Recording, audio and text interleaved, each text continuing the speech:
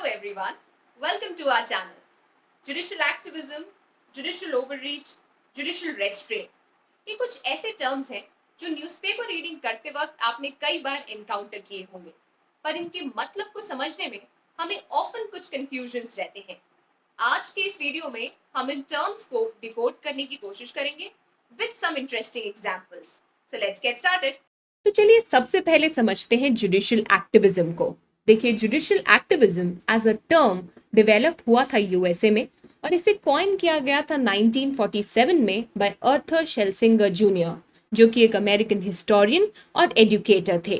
पर भारत में ये डॉक्ट्राइन पॉपुलर हुई अराउंड मिड 1970s और इसमें बहुत ही क्रूशल रोल रहा justice V R. Krishna Iyer, justice P N. Bhagwati, justice O Chinnappa Reddy and justice D A. Desai का।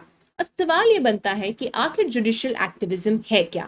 देखिए, बहुत लंबे समय तक ये माना जाता था कि जुडिशरी का रोल रिएक्टिव है, यानी जब कुछ गलत हो जाएगा या जब लेजिस्लेचर और एग्जीक्यूटिव अपने पावर डोमेन्स के आगे बढ़कर कुछ कर देंगे, तब जुडिशरी उन्हें रोकने और उनके द्वारा पास किए गए एक्ट्स को नल एंड वॉइड डिक्लेयर करने का काम करेगा। पर धीरे धीरे ये फिलोसफिकल आइडिया चेंज हुआ और ये माना जाने लगा कि जुडिशरी एक बहुत इंपॉर्टेंट रोल प्ले करती है in upholding and promoting the rights of citizens in our country. और अगर कभी लेजिस्लेचर और एग्जीक्यूटिव अपना रोल अच्छे से ना निभा पाए और एक वैक्यूम क्रिएट हो जाए, तो इस वैक्यूम को भरने का काम करेगी जुडिशरी।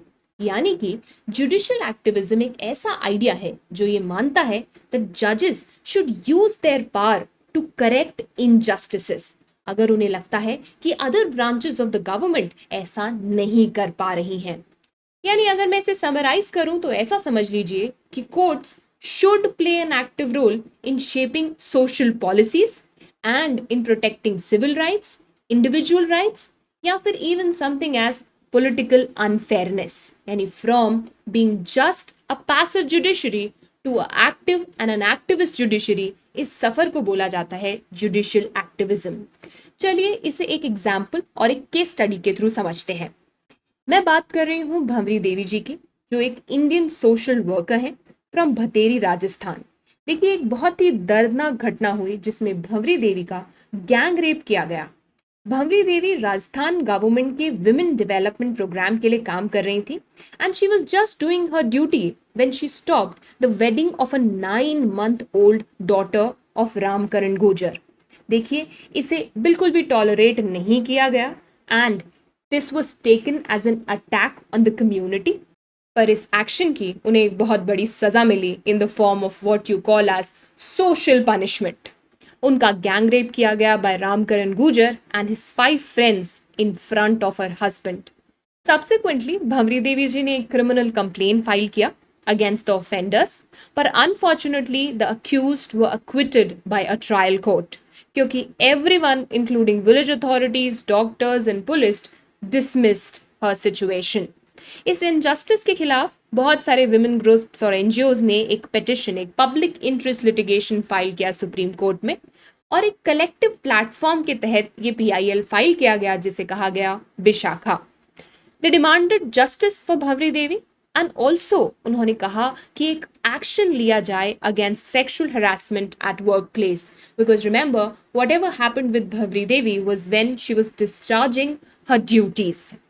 इसके बाद कोर्ट ने पहली बार international human rights law instrument, जिसे कहा जाता है convention on the elimination of all forms of discrimination against women, इसका इस्तेमाल किया और देखिए एक सेट ऑफ गाइडलाइंस बनाई जिन्हें पॉपुलरली कहा गया विशाखा गाइडलाइंस। इन गाइडलाइंस में ये बताया गया कि वो कौन कौन से एक्शन लिए जाने चाहिए जिससे sexual harassment at work place को रोका जा सके। देखिए, समझने वाली बात यह है कि जब लेजिस्लेचर ऐसा लॉ नहीं लेकर आ पाया, तब जुडिशरी को स्टेप इन करना पड़ा into the domain of legislature and it came up with Vishakha guidelines, a very fine example of judicial activism in India. अब बात करते हैं जुडिशियल ओवररीच के बारे में। तो देखिए, जैसे ईगो और सेल्फ रिस्पेक्ट के बीच एक बहुत ही थिन लाइन एग्जिस्ट करती है, वैसे ही जुडिशियल एक्टिविज्म और जुडिशियल ओवररीच एक बहुत ही पतली सी लाइन से सेपरेटेड है। और जैसे ही जुडिशियल एक्टिविज्म अपनी लाइन क्रॉस कर देता है, वो कन्वर्ट हो जाता है जुडिशियल ओवररीच में, जहां जुडिशियल एक्टिविज्म का मतलब है जुडिशियल पास का इस्तेमाल करना for the benefit of the society in general. जब जुडिशरी अपने इस पार का इस्तेमाल इंटरफेयर करने के लिए यूज करती है into the domains of legislature and executive, तब उसे कहा जाता है जुडिशियल ओवररीच। ये डेफिनेटली एक डेमोक्रेसी में डिजायरेबल नहीं है, and it also goes against the principle of separation of powers. देखिए, वैसे तो ये मैटर ऑफ पर्सपेक्टिव और परसेप्शन है कि क्या जुडिशियल ओवररीच है और क्या जुडिशियल एक्टिविज्म, बट फिर भी हम इसे एक कॉमन एग्जाम्पल के थ्रू समझ सकते हैं। Talking of the movie jolly LLB 2, देखिए जॉली LLB 2 को सर्टिफिकेट मिल गया था by central board for film certification.